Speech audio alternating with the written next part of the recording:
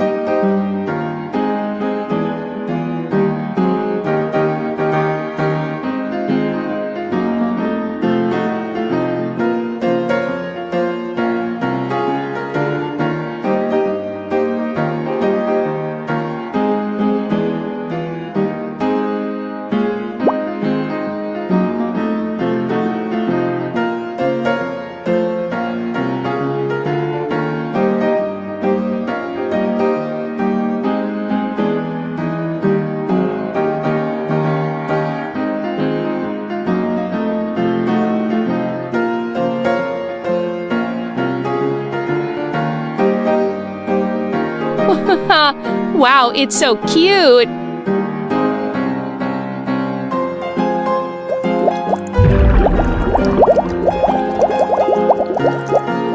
Hi! Your drawing is very good.